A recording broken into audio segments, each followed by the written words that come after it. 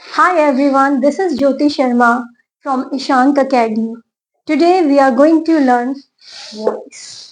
So students basically voice होता क्या है? Voice का मतलब ये होता है कि सब्जेक्ट के लिए वर्ब काम कर रहा है या फिर उस सब्जेक्ट के लिए कुछ और काम कर रहा है. Confusing? Don't get confused. Let me clear. देखिए, जो वॉइस होता है वो टू टाइप्स का होता है. One is active. तो बेसिकली एक्टिव वॉइस क्या होता है? एक्टिव वॉइस में सब्जेक्ट वर्ब के लिए वर्क करता है एंड एंड में एज यूजुअल आपका ऑब्जेक्ट आ जाता है. जैसे कि एक एग्जांपल से समझते हैं. She sings a song. कुछ क्लियर हुआ?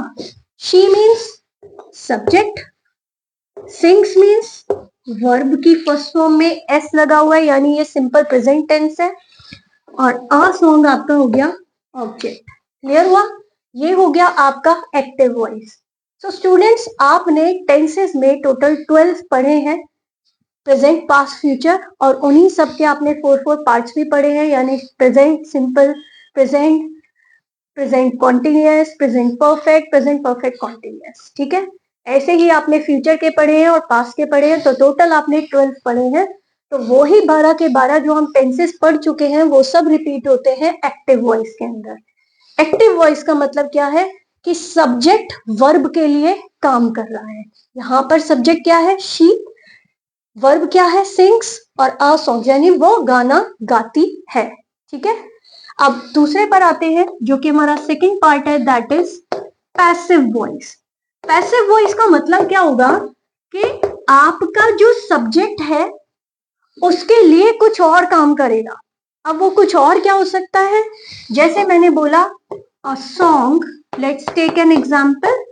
अ song is sung by her. फिर से मैं आपको कह रही हूँ, डोंट गेट कंफ्यूज.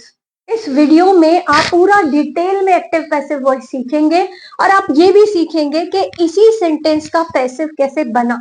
अभी आप सिंपली इतना समझिए कि एक्टिव क्या होता है और पैसिव क्या होता है.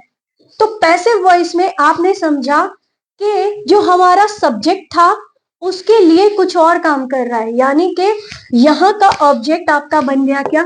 सब्जेक्ट. उसके बाद वर्ब एज यूजुअल रही और जो आपका सब्जेक्ट हुआ करता था वो बन गया आपका ऑब्जेक्ट. तो स्टूडेंट्स, अभी मोटा मोटा इतना समझ लीजिए कि वॉइस का मतलब क्या होता है कि सब्जेक्ट के लिए वर्ब काम करेगा या सब्जेक्ट किसी और के लिए काम करेगा या कोई और सब्जेक्ट के लिए काम करेगा. ओके, तो पहले सेंटेंस में आपने सीखा she sings a song, that is your active voice, जो आपके टोटल 12 टेंसेस होते हैं. उसके बाद में आपने सीखा कि कैसे आपने किसी सेंटेंस का सब्जेक्ट बना दिया ऑब्जेक्ट, ऑब्जेक्ट बन गया सब्जेक्ट, और बीच में वर्ब कैसे चेंज हुई है, यही हम नेक्स्ट राउंड में सीखने वाले हैं. सो स्टे करिए, इसी वीडियो को एंड तक देखिएगा, तभी आपको एक्टिव एंड पैसिव वॉइस समझ में आएगा. और एंड आई प्रॉमिस यू, आपने एक बार एक्टिव एंड पैसिव वॉइस समझ लिया, लाइफ लॉन्ग आप विद एग्जाम्पल पता नहीं कितने लोगों को सिखा पाएंगे. सो स्टे करिए इसी वीडियो पर. देखिए, सेकंड हम समझते हैं कि एक्टिव से पैसिव वॉइस का कन्वर्जन कैसे होता है. बेसिकली आपने बहुत सारी ग्रामर बुक्स में पढ़ा होगा, बहुत सारे रूल्स आपने आज तक पढ़े होंगे, but I don't think so किसी को भी वो लैंग्वेज समझ में आती है, क्योंकि वो पूरा का पूरा बहुत ही ज्यादा थेटिकल हो जाता है और पैथेटिक हो जाता है, और ग्रामर बिना लॉजिक के आज तक किसी को समझ में आई है? So let's have a logic behind it. तो देखिए, फटाफट से अपने रजिस्टर के अंदर इस टाइप से एक टेबल ड्रॉ कर लीजिए. लेफ्ट साइड पर आपको रखना है एक्टिव और राइट साइड पर आपको रखना है पैसिव. आई होप आपको समझ में आ जाएगा. ये आपके लिए सबसे ज्यादा बेनिफिशियल टेबल बनने वाली है और इसको आपको बहुत ही ध्यान से बनाना है. बहुत ही ध्यान से समझना है और इसको बार बार लर्न करना है और प्रैक्टिस करना है। आई होप आपको ये बहुत जल्दी से लर्न भी हो जाएगी।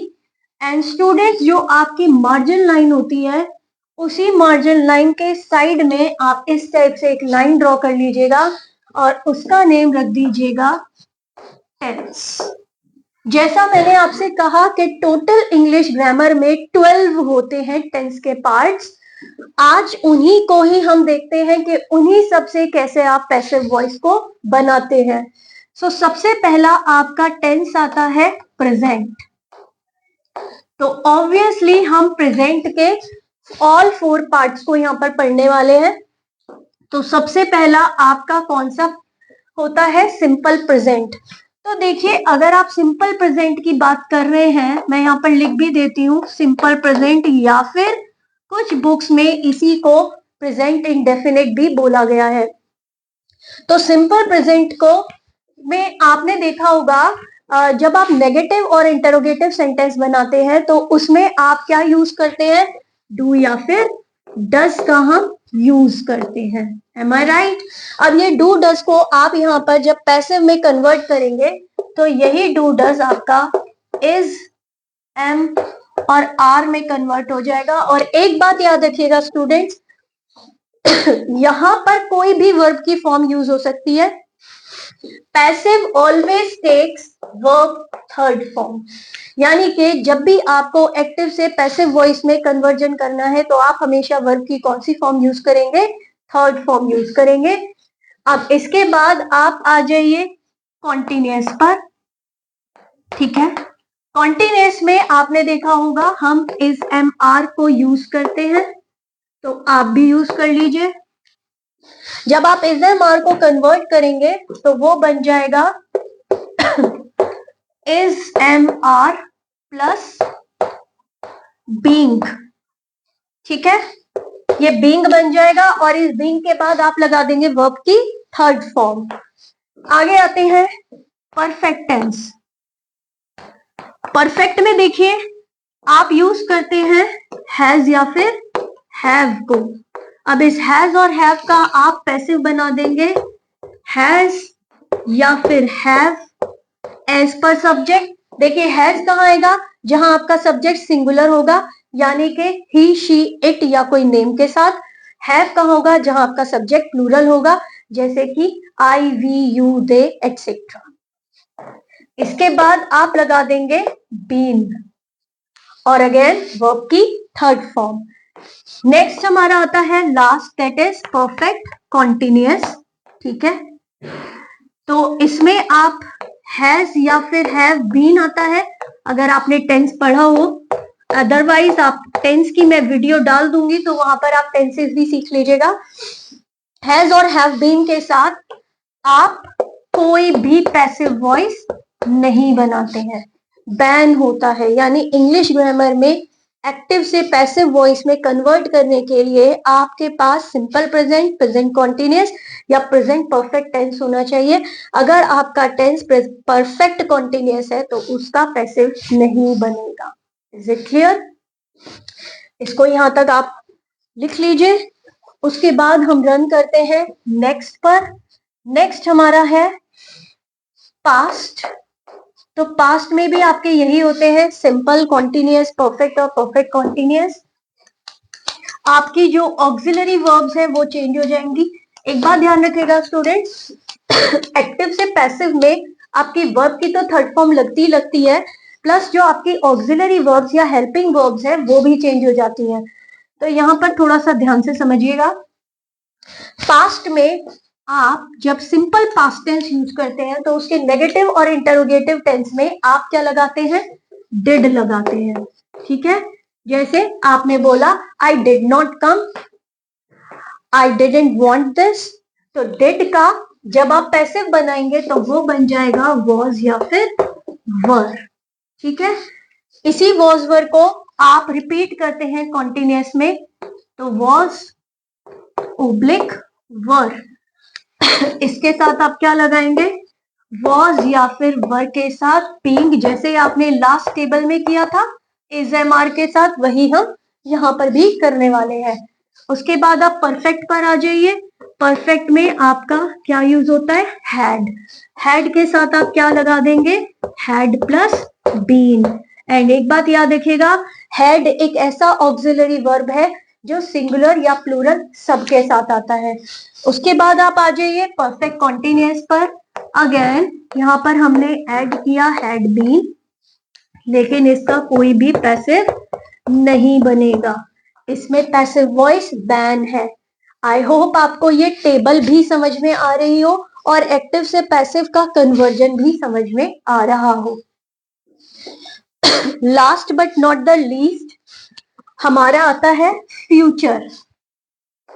तो आप यहां पर ऐड कर दीजिएगा फ्यूचर टेंस। ठीक है, देखिए टेबल बहुत ही सिंपल है और बहुत ही यूजफुल है। इस टेबल को अगर आप बाय हार्ट लर्न कर लेते हैं तो इन फ्यूचर किसी भी कॉम्पिटिटिव एग्जाम में आप फेल नहीं होंगे।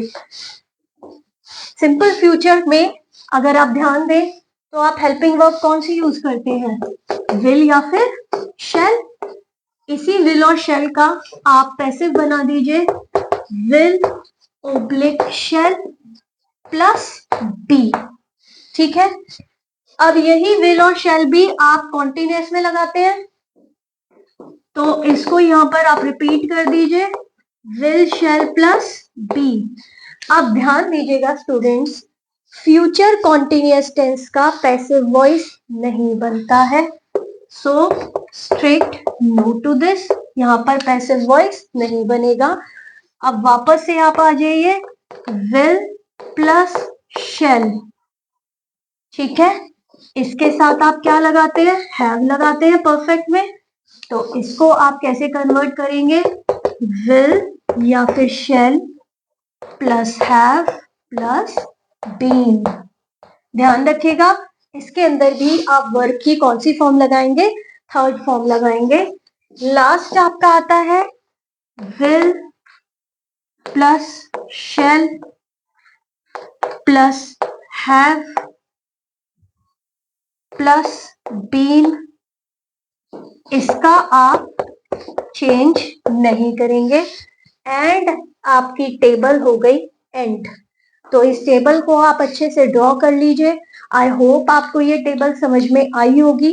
देखिए इस टेबल के बेसिस पर आपको ये समझ में आ गया होगा कि एक्टिव से पैसिव में वर्ब की फॉर्म या ऑक्सिलरी फॉर्म्स कैसे चेंज होती हैं। ठीक है, अब नेक्स्ट टेबल में आप ये सीखेंगे कि सब्जेक्ट से ऑब्जेक्ट में कन्वर्जन कैसे होता है।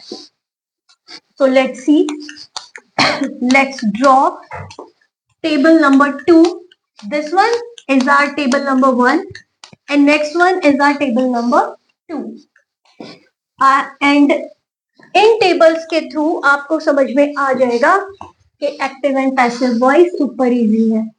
बस आपको ट्रिक नहीं आती थी, इसलिए आप हर बार फेल हो जाते थे। ओके, यहां पर आप लिखेंगे सब्जेक्ट एंड राइट साइड पर आप लिखेंगे ऑब्जेक्ट। एंड ऑफ कोर्स देखिए सब्जेक्ट आप किसका काउंट कर रहे हैं, आप एक्टिव का ही काउंट कर रहे हैं, तो आप साइड में एक्टिव भी लिख सकते हैं। ऑब्जेक्ट आप किसका काउंट कर रहे हैं, पैसिव का, तो आप साइड में क्या लिख देंगे, पैसिव। ठीक है, सो दैट आपको ये समझ में आ जाएगा। अब आप ध्यान से देखते जाइए, अगर आपका सब्जेक्ट शी से शुरू होता है तो शी का ऑब्जेक्ट आप क्या बनाएंगे, बाय हर। अगर आपके सब्जेक्ट पे लिखा है ही तो ऑब्जेक्ट क्या होगा, बाय हिम। या यू आर राइट। अगर आपके सब्जेक्ट में लिखा है वी तो क्या बन जाएगा, बाय अस। अगर आपके सब्जेक्ट पे लिखा है यू तो बन जाएगा बाय यू। अगर आपके सब्जेक्ट पर लिखा है दे तो क्या बन जाएगा, बाय देम। अब एक चीज और, मान लीजिए आपके सब्जेक्ट पे लिखा है रमेश, सुरेश, राकेश, राहुल, रजनी, अंजलि, तो आप वहां पर क्या लगा देंगे, बाय अंजलि, बाय राहुल। ठीक है, आई होप ये छोटी सी टेबल भी आपको समझ में आ गई होगी कि सब्जेक्ट से ऑब्जेक्ट में आप कैसे कन्वर्जन करते हैं। Is it clear? अब थोड़ी सी प्रैक्टिस कर लेते हैं जो अभी तक हमने सीखा है। Okay, so let's get start with it. I hope, देखिए स्टूडेंट्स, टीचर के लिए तो कुछ भी करना इजी होता है, बट स्टूडेंट के लिए हर चीज लर्न करनी जरूरी होती है, उसे समझना जरूरी होता है। So being a teacher I know how to convert active to passive voice, but being a student it is your responsibility to learn both the tables and then come to the questions. So let's start some exercise. आज हम इसकी कुछ exercise practice करते हैं जो अभी तक आपने सीखा है। एंड वन मोर थिंग, देखिए एक्टिव एंड पैसिव वॉइस में नेगेटिव सेंटेंसेस भी आते हैं, इंटेरोगेटिव भी आते हैं और डबल इंटेरोगेटिव भी आते हैं। तो आगे आने वाली वीडियोस में आप नेगेटिव, इंटेरोगेटिव और डबल इंटेरोगेटिव सेंटेंसेस भी सीखेंगे। ओके, कुछ ऐसे भी सेंटेंसेस होते हैं जिसमें आप किसी को परमिशन दे रहे होते हैं एक्टिव में, और पैसिव में आप लेट लगाकर उसे कन्वर्ट करते हैं। तो इस टॉपिक को थोड़ा सा टाइम दीजिए और मेरे साथ इसको लर्न करने की कोशिश कीजिए। Okay, so let's start. First sentence के साथ शुरू करते हैं। Anjali writes a letter. So, अगर हमें इसका पैसिव वॉइस बनाना हो तो कैसे बनेगा? देखिए, this is subject, this is verb and this one is object. तो क्या आपने सीखा है कि ऑब्जेक्ट को क्या बनाना है? सब्जेक्ट। तो यहां पर देखिए कोई भी प्रोनाउन तो यूज नहीं हुआ है, नाउन यूज हुआ है। अगर प्रोनाउन की जगह नाउन यूज होता है तो आप नाउन को एज इट इज रख दीजिए, यानी यहां पर आप क्या बना देंगे? A letter. आपने डूडस का क्या पढ़ा था? इज एम आर, तो यहां पर क्या आएगा? Is. A letter is verb की लगा दीजिए third form, write, wrote, written, तो क्या बन जाएगा? रिटन। यानी कि a letter is written by कौन कौन? Anjali. Okay, a letter is written by Anjali. एक सेंटेंस और करके देखते हैं। You bring a book. अब देखिए, सब्जेक्ट ये है, वर्ब ये है और ऑब्जेक्ट ये है। तो पहले ऑब्जेक्ट को लेकर आइए पैसिव वॉइस के लिए। क्या बनेगा? A book is brought by you. अब यू को थोड़ी कुछ और बना सकते हैं, यू तो यू रहेगा। तो a book is brought by you. अब स्टूडेंट्स, आप लोगों को मैंने तो प्रैक्टिस करा दी है, मैं आपको कुछ सेल्फ प्रैक्टिस के लिए क्वेश्चंस देती हूँ जिसको आपको खुद से करना है। खुद से मतलब without using Google, chat GPT और अनदर सोशल मीडिया या AI apps. Okay, so this one is your homework which you have to do at home. Okay,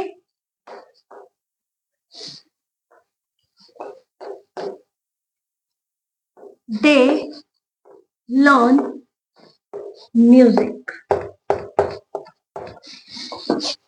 The second one is I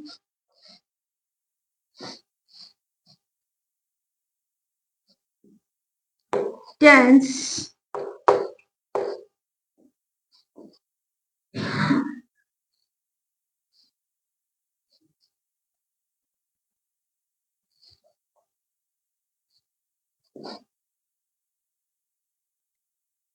I dance आप इसके अलावा कुछ और ले लीजिए, क्योंकि अगर आप इसमें कंफ्यूज हो सकते हैं, आप इसमें ये वाला ऐड कर लीजिए, आई रीड अ नॉवल। एक और आपको सेंटेंस मिल रहा है, Radha and Seema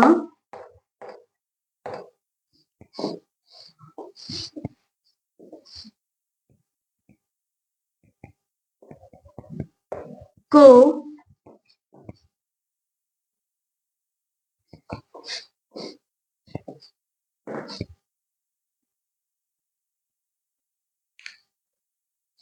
Radha and Seema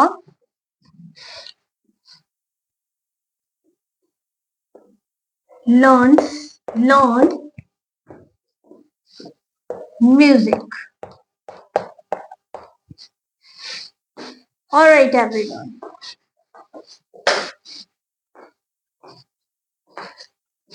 So students, आपको ये तीनों सेंटेंसेस खुद से प्रैक्टिस करने हैं। They learn music, I read a novel, Radha and Seema learn music. And इनके आंसर्स आप कमेंट सेक्शन में लिख कर दिखाइएगा।